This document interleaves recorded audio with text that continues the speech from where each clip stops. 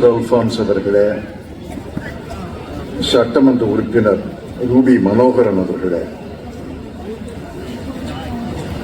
ஏராளமான நண்பர்கள் இருக்கிறார்கள். சொர்ணா சேதுராமன், அருள் பெத்தையா, நெடுஞ்செழியன், சிவராமன், வசந்தராஜ், ஸ்ரீராம், அசோகம், ஷக்கீலா, ஜான்சி மேரி, தீனதயாளன், பிரின்ஸ் தேவசகாயம்,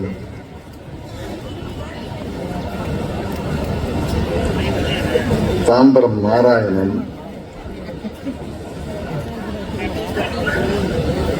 டினுபால், அகஸ்டஸ், சசிகுமார்,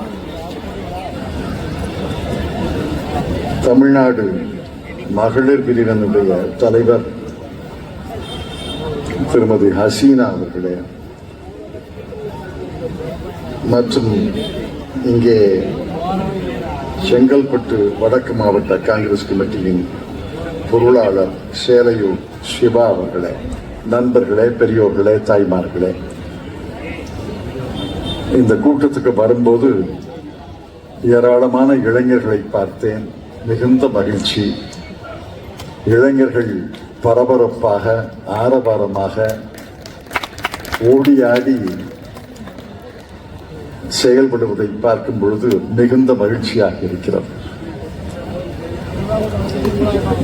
இளைஞர்கள் கையிலே இந்த கட்சியை ஒப்படைக்க வேண்டும் என்பது என்னுடைய நீண்ட நாள் கோரிக்கை. இன்னும் சொல்ல போனால் இந்த நாட்டிலே 50% மக்கள் 35 வயதுக்கு உட்பட்டவர்கள். கொஞ்ச நாளைக்கு 35 வயதுக்கு மேற்பட்டவர்கள் ஒதுங்கிவிட்டு இந்த நாட்டையே 35 உட்பட்டவர்களுக்கு கொடுத்தால் கூட இந்த நாடு இன்னும் நன்றாக இருக்கும் என்று எனக்கு தோன்றுகிறது. அந்த இளைஞர்களை வரவேற்கிறேன், பாராட்டுகிறேன். தொடர்ந்து கட்சி பற்று, நாட்டு பற்றோடு நீங்கள் பணியாற்ற வேண்டும் என்று கேட்டுக் கொடுக்கிறேன். மணி 8 மணிக்கு மேல் ஆகிவிட்டது. 2 செய்திகளுக்காக இந்த பொதுக்கூட்டம். இந்த 2 செய்திகளையும் சுருக்கமாக சொல்கிறேன். 3வது மொழி எங்கே இருந்து வந்துச்சு? 1965 இந்த பிரச்சனை முடிந்துவிட்டது. இந்திய அரசியல் சாசனத்தை படித்த போது ஒரு மொழிதான் இந்தியாவினுடைய தேசிய மொழியாக இருக்க வேண்டும், அரசு மொழியாக இருக்க வேண்டும் என்ற கோரிக்கை எழுந்தது. ஆனால் அரசியல் நிர்ணய சபை அதை நிராகரித்து விட்டது. இந்தி ஆட்சி மொழி, ஆனால் ஆங்கிலமும் கூடுதல் ஆட்சி மொழி. இது 1950 முடிந்த பிரச்சனை. 15 ஆண்டுகளுக்கு ஆங்கிலம் கூடுதல் ஆட்சி மொழியாக இருக்கும் என்று அன்று எழுதியவர்கள் 1965 வரும் பொழுது ஆங்கிலம் தொடர்ந்து இருக்க வேண்டும் என்று முடிவெடுத்ததால் 1963 ஜவஹர்லால் நேரு அவர்கள் இந்தி பேசாத மக்கள் விரும்பும் வரை, கவனமாக்களுங்க, ஹிந்தி பேசாத மக்கள் விரும்பும் வரை ஆங்கிலம் தொடர்ந்து ஆட்சி மொழியாக இருக்கும் என்று சொன்னார். ஆக 1950 எடுத்த முடிவு 1963 உறுதிப்படுத்தப்பட்டது. பிறகு 1965 இந்தி எதிர்ப்பு போராட்டம் வெடித்த போது இந்திரா காந்தி அவர்கள் டெல்லியிலே அமைச்சராக இருந்தார், பிரதமராக இல்லை, அமைச்சராக இருந்தவர் சென்னைக்கு பறந்து வந்து, நான் என் தந்தை கொடுத்த வாக்குறுதியை மீண்டும் தருகிறேன், இந்தி பேசாத மக்கள் விரும்பும் வரை ஆங்கிலம் ஆட்சி மொழியாக இருக்கும் என்று சொன்னார். இன்னைக்கு 60 ஆண்டுகளுக்கு பிறகு ஏன் பிரச்சனையை கிளப்புகிறார்கள்? அதை முதல்ல கேட்கணும். 1950, 1963, 1965 முடிஞ்ச பிரச்சனையை 60 ஆண்டுகளுக்கு பிறகு 2021 ஏன் கிளப்புறாங்க? ஏன் கிளப்புறாங்கன்னா அடுத்த வருஷம் தேர்தல் வருது, அதனாலதான் கிளப்புறாங்க. இந்த தேர்தல் வராட்டி இந்த பிரச்சனையை கிளப்ப மாட்டாங்க. நரேந்திர மோடி எப்பொழுது பிரதமராக வந்தார்? 2004. நல்ல காலம் பிறக்குது, நல்ல காலம் பிறக்குதுன்னு அச்சேதின் ஆனே வாலே ஹை குடுகுடுப்பக்காரன் மாதிரி, குடுகுடுப்பக்காரங்க தான் ஊர்ல நல்ல காலம் பிறக்குது, நல்ல காலம் பிறக்குதுன்னு சொல்லுவாங்க. குடுகுடுப்பக்காரன் மாதிரி சொல்லிட்டு வந்தார். 5 ஆண்டுகள் ஓட்டி விட்டார். பிறகு பணமதிப்பு இழப்பு வந்தது. அந்த நேரத்தில் காங்கிரஸ் கட்சி திறமையாக செயல்படாததன் காரணமாக மீண்டும் வெற்றி பெற்றார். அதை யாரும் மறுக்க முடியாது. 10 ஆண்டுகள் பிரதமராக இருந்தவர் இந்த பிரச்சனையை கிளப்பவில்லை. 3வது முறை மிகப்பெரிய அடி, சம்மட்டி அடியாக தந்திருக்க வேண்டும். தமிழ்நாடு சம்மட்டி அடி தந்தது, கேரளம் சம்மட்டி அடி தந்தது. ஆனால் வட மாநிலங்களில் சம்மட்டி அடி தரவில்லை. ஏதோ இருந்தோம் பிழைச்சோம்னு 240 இடங்களை பெற்று 400 இடங்கள் பெறுவோம் என்று சொன்னார்கள். 240 இடங்கள் தான் பெற்றார்கள்.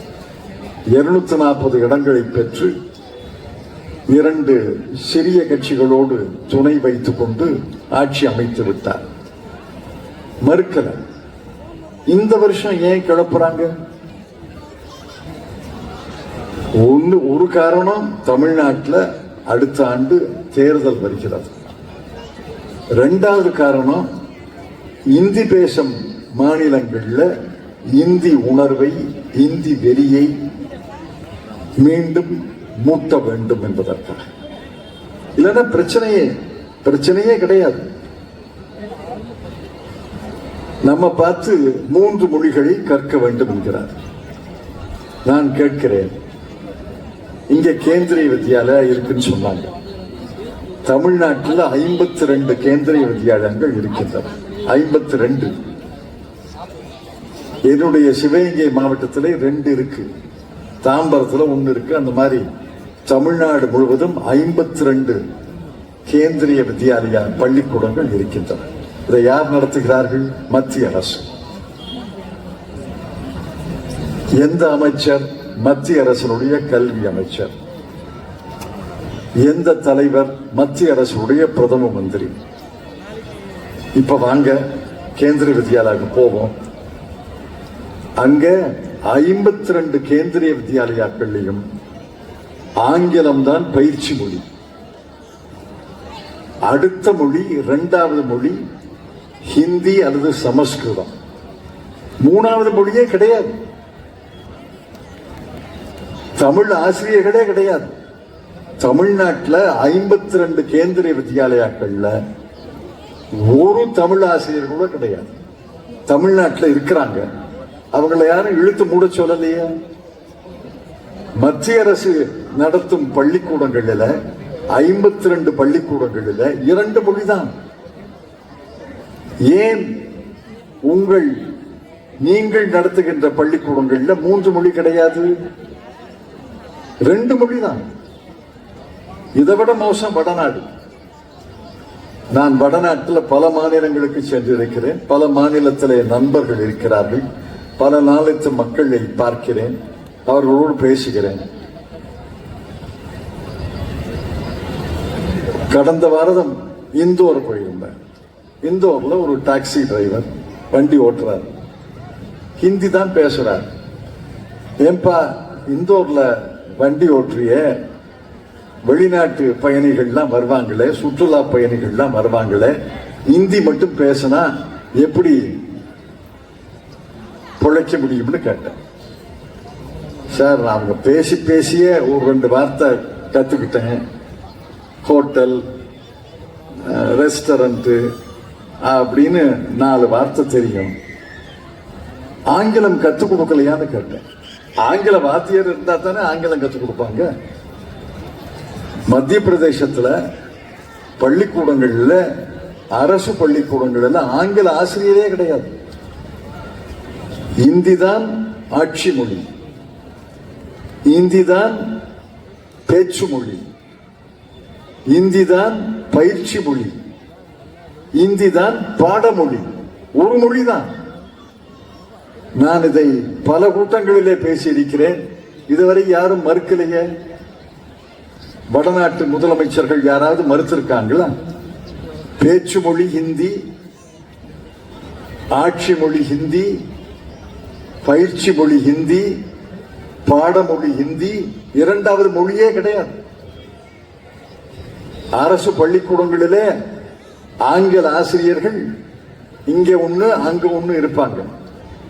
அவர்கள் ஆங்கில ஆசிரியர்கள் அல்ல. சரித்திர ஆசிரியர் ஆங்கிலம் கற்றுக் கொடுப்பார், கணித ஆசிரியர் ஆங்கிலம் கற்றுக் கொடுப்பார். ஆங்கிலத்தில் புலமை பெற்ற ஆசிரியர்கள் இல்லை. ஆங்கிலமே கற்றுக் கொடுக்கல. தென்னாட்டு மொழி தமிழ், தெலுங்கு, மலையாளம்னு அமைச்சர் பேசுறாரே ஒழிய, அமைச்சர் பேசுகிறார். இரண்டாவது மொழிக்கே ஆசிரியர் கிடையாது. மூணாவது மொழிக்கு எங்க ஆசிரியர் வந்தார்? ஆக அரசு நடத்தும் பள்ளிக்கூடங்களில், மத்திய அரசு நடத்தும் பள்ளிக்கூடங்களில் இருமொழி, இந்தி பேசும் மாநிலங்களிலே ஒரு மொழி, நம்ம மட்டும் 3 மொழியை கத்தணுமா? என்னுடைய கருத்து என்னன்னா, 2 மொழி திட்டத்தை செம்மையாக செயல்படுத்த வேண்டும். நம்முடைய பிள்ளைகள் கூட ஆங்கிலத்திலே சரளமாக பேச முடியவில்லை, எழுத முடியவில்லை. உங்க பிள்ளைகளை பார்த்தாலே தெரியும். தனியார் பள்ளிக்கூடங்கள்ல, நகர்ப்புறங்கள்ல இருக்கிற தனியார் பள்ளிக்கூடங்கள்ல படிக்கிற பிள்ளைகள் வேணா தமிழ், ஆங்கிலம் சரளமாக பேச முடியும், எழுத முடியும். அரசு பள்ளிக்கூடங்களிலே படிக்கும் மாணவ மாணவிகள் தமிழிலே சரளமாக பேச முடியும், எழுத முடியும். ஆங்கிலத்தை தட்டு தடுமாறித்தான் பேசுகிறார்கள், பேச கூச்சப்படுகிறார்கள். பள்ளிக்கூடத்தை விட்டு வெளியில வந்தா ஆங்கிலம் பேசுவதற்கு வாய்ப்பே கிடையாது. ஆங்கில வகுப்பறையை தவிர வேறு ஆங்கிலம் பேசுவதற்கு வாய்ப்பே கிடையாது. ஆங்கில நூல்கள் அவர்கள் படிப்பது கிடையாது. ஆகவே தமிழ் தான் சரளமாக எழுதுகிறார்கள், பேசுகிறார்கள். இந்த 2வது மொழியை செம்மையாக கற்றுக் கொடுக்க வேண்டும் என்பதனுடைய வேண்டுகோள். தமிழ்நாடு அரசுக்கே நான் வேண்டுகோள் விடுத்தேன். 2 மொழியை வெற்றிகரமாக செய்யுங்கள். ஆங்கிலத்திலையும் பேச முடியும், தமிழிலையும் பேச முடியும், எழுத முடியும், பேச முடியும், சிந்திக்க முடியும், நூல்களை படிக்க முடியும், ஆராய்ச்சி நூல்களை படிக்க முடியும் என்ற நிலையில் தமிழ்நாட்டில் ஏற்பட வேண்டும். 3வது மொழியை ஏற்றுக்கொள்ளவே முடியாது, ஏற்றுக்கொள்ள வேண்டிய அவசியமே கிடையாது. இந்தியாவில் எந்த மாநிலத்திலேயும் மும்மொழி கிடையாது. எந்த மாநிலமும் மும்மொழி கொள்கையை அமல் செய்வது கிடையாது. தமிழ்நாடு மட்டும் ஏன் அமல் செய்ய வேண்டும்? இந்த கேள்விக்கு இதுவரைக்கும் பதிலே கிடையாது. மீண்டும் சொல்கிறேன், இந்தியாவில் எந்த மாநிலத்திலையும் மும்மொழி கொள்கை அமல்படுவதே கிடையாது. 2வது பிரச்சனை, தொகுதியை சீரமைக்கிறாங்களாம். இந்த பிரச்சனையை 1971 இந்திரா காந்தி ஒரு முடிவுக்கு கொண்டு வந்தார். அரசியல் சாசனம் என்ன சொல்கிறது? மக்கள் கணக்கெடுப்பு, சென்சஸ் முடிந்த பிறகு 10 ஆண்டுகளுக்கு ஒரு முறை தொகுதிகளை மறுசீரமைக்க வேண்டும். குடியரசு அரசியல் சாசனம், குடியரசு பிறந்த பிறகு, அரசியல் சாசனம் எழுதிய பிறகு முதல் சென்சஸ் 1961 நடந்துச்சு. சீரமைச்சாங்க, நான் இல்லைன்னு சொல்லல. 1971 சென்சஸ் நடந்த போது இந்த பிரச்சனை கிளம்பியது. இந்திரா காந்தி ஒரு முடிவுக்கு வந்தார். விவேகமான முடிவு, புத்திசாலித்தனமான முடிவு, தூர நோக்கோடு முடிவு. 1971 என்ன மக்கள் தொகை இருக்கிறதோ அதன்படி பிரிப்போம். இன்னும் 25 ஆண்டுகளுக்கு பிறகு 50 ஆண்டுகளாக திருத்தினார்கள். 50 ஆண்டுகளுக்கு இதே சீரமைப்பு தான். ஆகவேதான் தமிழ்நாட்டுக்கு 39 இடங்கள் கிடைத்தன. 81 சென்சஸ் நடந்தது, சீரமைக்கவில்லை. 1991 சென்சஸ் நடந்தது, சீரமைக்கவில்லை. 2001 சென்சஸ் நடந்தது, சீரமைக்கவில்லை. 2011 சென்சஸ் நடந்தது, தொகுதி சீரமைப்பு கிடையாது. 2021 சென்சஸ் நடக்கல. திரு நரேந்திர மோடி அவர்கள் புண்ணியத்தால் சென்சஸே நடக்கல. காரணம் என்ன சொன்னாங்க? கொரோனா வந்திருக்கு, ஆகவே நடத்த முடியல. நல்ல காரணம் தான். 21 சென்சஸ் நடக்கல. அடுத்த சென்சஸ் 31 நடக்கணும். 31 நடக்கணும். 21 நடக்காத சென்சஸை எப்ப வேணாலும் நடத்தலாம். அவர்கள் திட்டம் என்றால் 26 இந்த சென்சஸ் நடத்தணும் என்பது அவருடைய திட்டம். சென்சஸ் நடத்துங்க. உடனே சென்சஸ் முடிந்த பிறகு சீரமைத்தா என்ன ஆகும்? இப்ப ஒரு மாநிலத்தினுடைய நாட்டினுடைய மக்கள் தொகை அதிகரிப்பு என்பது ஒரு பெண் எத்தனை குழந்தைகளை பெற்றுக் கொள்கிறார், அதானே கணக்கு. ஒரு பெண் எத்தனை குழந்தைகள் அந்த தாய்மை பருவத்தில் 16 வயதிலிருந்து ஒரு 50-52 வயதுக்குள்ள தாய்மை பருவம். அந்த தாய்மை பருவத்தில் சராசரியாக அந்த மாநிலத்தில், அந்த நாட்டில் எத்தனை பெண்களை, எத்தனை குழந்தைகளை ஒரு பெண் பெற்றுக் கொள்கிறார்? தமிழ்நாடு 1.7, ஆந்திரா 1.7, தெலுங்கானா 1.7, கர்நாடகம் 1.8, கேரளம் 1.8,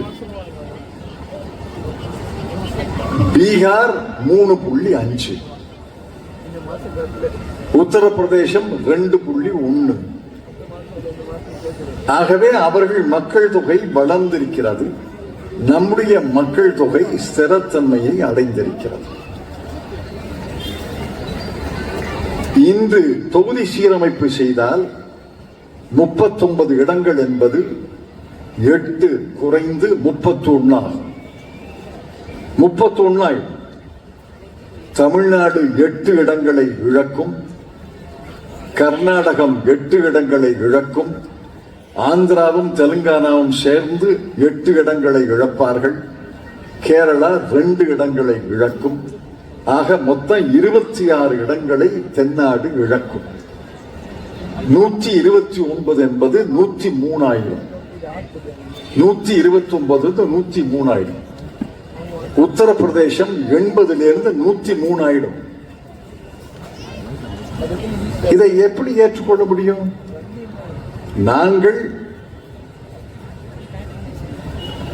நாம் இருவர் நமக்கிருவர் என்பதை கடைபிடித்தோம்.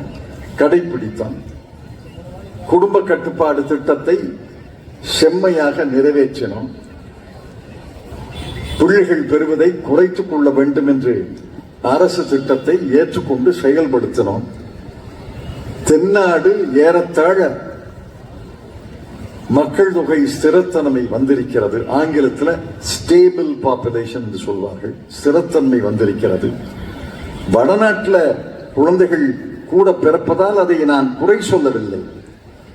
அவர்களுக்கு வளர்ச்சி ஏற்பட்டு, கல்வி மேம்பட்டு, வசதிகள் ஏற்பட்டு, மருத்துவ வசதி ஏற்பட்டால் அவர்களுக்கும் குறையும். அதுல ஒன்றும் சந்தேகமே கிடையாது. உலகம் முழுவதும் ஸ்திரத்தன்மையை நோக்கி பல நாடுகள் போய்கொண்டிருக்கின்றன. உத்தரப்பிரதேசமும் பீகாரும் அந்த வழியில போகும். அந்த மக்களுக்கு என்னுடைய நல்வாழ்த்துக்களை தெரிவித்துக் கொள்கிறேன். ஆனா இன்றைய மக்கள் தொகையில 2025 மக்கள் தொகையில மறுதொகுதி சீரமைப்பை செய்தீர்கள் என்றால் நம்முடைய எண்ணிக்கை குறையும், அவர்கள் எண்ணிக்கை கூடும். அது என்ன நியாயம்னு கேட்கிறேன். இது நியாயமான கேள்வியா இல்லையா? இது நியாயமான கேள்வியா இல்லையா என்பதை மக்கள் தானே சொல்ல வேண்டும். 4 மந்திரி உட்கார்ந்து இது நியாயம், ஆக தமிழ்நாட்டு, தென்னாடு, கேரளா 26 சீட்டை 26 இடங்களை கழிப்போம், உத்தரப்பிரதேசத்தில் கூட்டுவோம்னா எப்படி ஏற்றுக்கொள்ள முடியும்? இப்பவே நம்ம குரல் கேட்க மாட்டேங்குது. 543 பேர்ல 543 உறுப்பினர்கள் உள்ள மக்களவையில் தென்னாட்டுக்கு 129 தான், ஏறத்தாழ கால் பகுதி தான். அந்த கால் பகுதி இன்னும் குறைஞ்சா என்ன குரல் கிடைக்கும்? நமக்கு என்ன மரியாதை கிடைக்கும்? நம்முடைய முதலமைச்சர் அங்க போனா யார் மரியாதை செலுத்துவார்கள்? ஆகவேதான் சொல்கிறோம், 50 ஆண்டுகள் 1971 இருந்து இப்ப 54 ஆண்டுகள் இதே நிலைமை இருக்கிறது.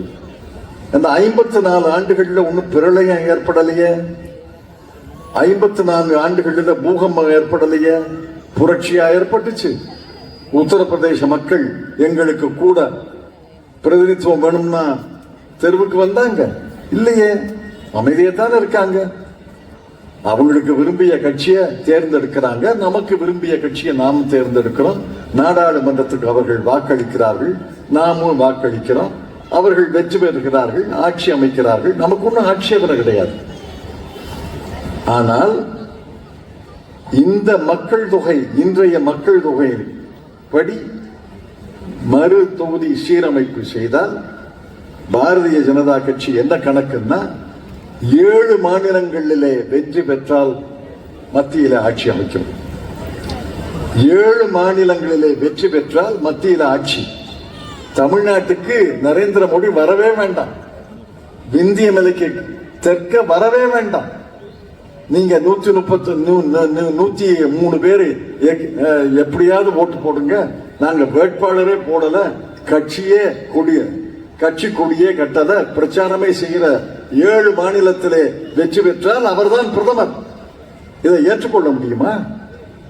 யோசிங்க, எவ்வளவு பெரிய கத்தி நம்முடைய கழுத்திலே தொங்குகிறது என்பதை பாருங்கள். ஆகவேதான் தமிழ்நாடு சட்டசபை, தமிழ்நாடு சட்டமன்றம் தீர்மானம் நிறைவேற்றி இருக்கிறது. கேரள சட்டமன்றத்தில் தீர்மானம் நிறைவேற்ற போகிறார்கள். தெலுங்கானா சட்டமன்றத்தில் நேற்று முன்தினம் தீர்மானம் நிறைவேற்றி இருக்கிறார்கள். 7 மாநிலத்தின் முதலமைச்சர்கள், துணை முதலமைச்சர்கள் கூடி பேசியிருக்கிறார்கள். மற்றவர்களையும் அழைக்கிறோம். எதற்கு சொல்றோம்னா, குறைக்க வேண்டாம், கூட்ட வேண்டாம். எங்களுக்கு குறைக்காதீங்க, அவங்களுக்கு கூட்டாதீங்க, அவங்களுக்கும் குறைக்காதீங்க, எங்களுக்கும் கூட்டாதீங்க. அவ்வளவுதானே சொல்றோம். எங்களுக்கு குறைக்காதீர்கள், அவர்களுக்கும் குறைக்காதீர்கள். எங்களுக்கு கூட்ட வேண்டாம், அவர்களுக்கும் கூட்ட வேண்டாம். இன்னைக்கு நிலைமை 50 ஆண்டுகளாக இருக்கிறது. ஒன்னும் பெரிய கோளாறு ஏற்படல, பெரிய பிரளயம் ஏற்படல. இது 50 வருஷத்துக்கு 25 வருஷத்துக்கு தொடர்ந்து இருக்கட்டுமே. அதை சொன்னால் அதற்கு பேச வரமாட்டேங்கிறாங்க. நாங்கள் ஒரு திட்டம் வச்சிருக்கோம், யாருக்கும் பாதகம் ஏற்படல, யாருக்கும் பாதகம் ஏற்படலைங்கிற ஒரு ஆறுதல் சொல்லலாம். அது யாருக்கும் பாதகம் ஏற்படாமல் எப்படி சீரமைக்க முடியும்? சீரமைப்பை தள்ளி போட வேண்டும் என்பது நம்முடைய கோரிக்கை. இது நியாயமா இல்லையா? நீங்க தான் சொல்லணும். இருமொழி கொள்கையை நிலைநாட்டுவது, செம்மையாக அமல் செய்வது நியாயமா இல்லையா? இன்றைய நிலைமை, இன்றைய சீரமைப்பு தொடர்ந்து 25 ஆண்டுகள் 50 ஆண்டுகள் இருக்க வேண்டும் என்று நாம் சொல்வது நியாயமா இல்லையா? மக்கள் தான் சொல்லணும். மக்கள் வாக்கு மூலமாக சொல்லணும், அரசியல் கட்சிகளை தேர்ந்தெடுப்பதன் மூலமாக சொல்லணும். இதுல ஆதரிப்பவர்கள் எதிர்ப்பவர்கள் பிரிச்சிடலாம். பாரதிய ஜனதா கட்சி மோடி சொல்வதெல்லாம் ஆதரிக்குது, நாம எதிர்க்கிறோம். இந்த நடுநிலையாக இருக்கிறாங்களே, நடுநிலைன்னு சொல்லிட்டு தள்ளாடிக்கிட்டு இருக்காங்களே, அவங்கள தான் நம்ப முடியாது. ஒரு பக்கம் பாரதிய ஜனதா கட்சியோட கூட்டு சேர மாட்டோங்கிறாங்க, அப்புறம் பாரதிய ஜனதா கட்சியோடு ரகசிய பேச்சுவார்த்தை முடிச்சு வெளியில வந்தா ஒண்ணுமே பேசலையே. நாங்க ஒண்ணுமே பேசலன்னா எதுக்கு போனீங்க? அல்வா சாப்பிடுறதுக்கா? ஒண்ணுமே பேசலைன்னா 3/4 மணி நேரம் எதுக்கு இருக்கீங்க? என்ன பேசுனீங்கன்னா ஒண்ணுமே பேசலையே. தமிழ்நாட்டின் குறைகளை சொன்னோம். தமிழ்நாட்டின் குறைகளை சென்னையிலிருந்து தபால் போட்டா அவர் படிக்க மாட்டாரா? தொலைபேசியில பேசினா பேச மாட்டாரா? எதற்காக 4-5 தலைவர்கள் போய் தமிழ்நாட்டின் பிரச்சனைகளை பேசணும்? ஆக மிகுந்த விழிப்பாக இருக்க வேண்டும். இன்று முதல் அடுத்த மே மாதம் வரை அடுத்த 13 மாதங்கள் விழிப்பாக தமிழ்நாட்டு மக்கள் இருக்க வேண்டும். நம்முடைய தனித்தத்துவம், தமிழ், ஆங்கிலம் இவற்றுக்கெல்லாம் பேராபத்து ஏற்பட்டிருக்கிறது. நம்முடைய பிரதித்துவத்துக்கு பேராபத்து ஏற்பட்டிருக்கிறது. 2 கத்திகள் தொங்கிக் கொண்டிருக்கின்றன.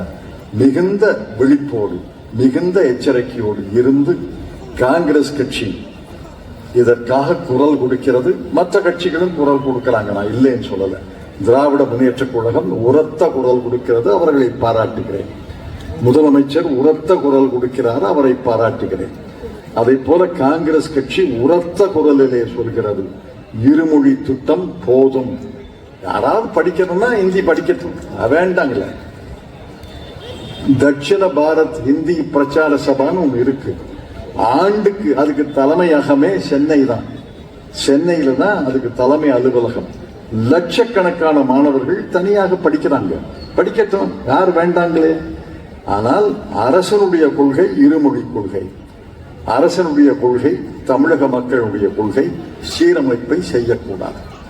இதற்கு இந்த 2 கத்திகள் நம்முடைய தலைக்கு மேலே கழுத்திலே தொங்கிக் கொண்டிருக்கின்றன என்பதை உணர்ந்து ஒற்றுமையாக, விழிப்போடு, எச்சரிக்கையாக, உஷாராக தமிழக மக்கள் இருக்க வேண்டும். காங்கிரஸ் கட்சி இதற்காக தொடர்ந்து குரல் கொடுக்கும். எங்கள் குரலுக்கு உங்கள் குரல் ஆதரவாக ஒலிக்க வேண்டும் என்று கேட்டு நன்றி தெரிவித்து விடைபெற்றுக் கொள்கிறேன். வணக்கம்.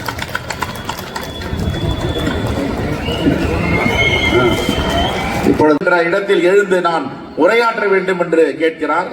அதற்கு பேரவைத் தலைவர் சொல்லுகிறார், தாராளமாக உரையாற்றுங்கள், உங்களுக்கு அனுமதி அளிக்கிறோம். ஆனால் நீங்கள் 1 மணி நேரத்திற்கு முன்பு சொல்ல வேண்டும் இல்லையா? உடனே வந்து நீங்கள் பேச ஆரம்பித்தால் எப்படி என்று சொன்னவுடன் அவர் அங்கேயே மிகப்பெரிய ஆர்ப்பாட்டத்தை செய்து வெளிநடப்பு செய்திருக்கிறார்கள்.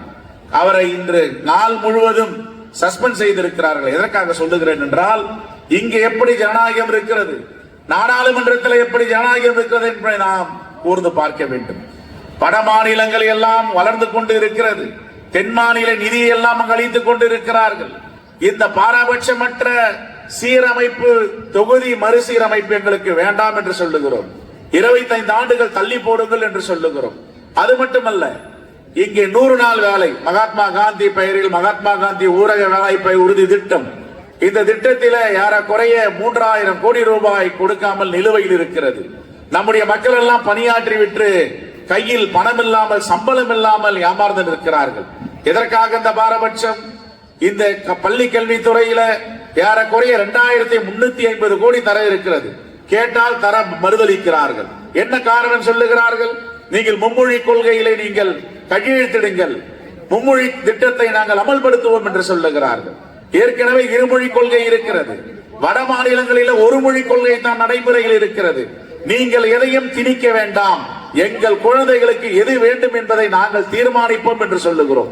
இதை சொன்னால் தவறு என்று சொல்லுகிறார்கள். இப்படி பாராபட்சமற்ற இந்த மோடி அரசை தூக்கி எறிய வேண்டும். இந்த தேசத்தில் என்ன நடக்கிறது? இந்த தலைப்பைகளில் நம்முடைய பாசமிகு தலைவர் ஐயா ப. சிதம்பரம் அவர்கள் உரையாற்ற இருக்கிறார். உங்களோடு சேர்ந்த நானும் இந்த உரையை கேட்க என்னுடைய உரையை இதோடு முடித்துக் கொள்ளுகிறேன். நன்றி, வணக்கம், ஜெய்ஹிந்த்.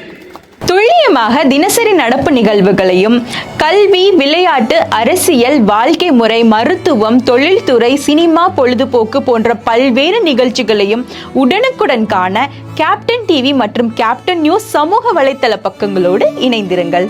உங்கள் வணிகத்தை கேப்டன் டிவி மற்றும் கேப்டன் நியூஸில் விளம்பரத்தின் மூலம் மேம்படுத்த விருப்பமா? உடனே கீழே கொடுக்கப்படும் எண்ணிற்கு தொடர்பு கொள்ளுங்கள்.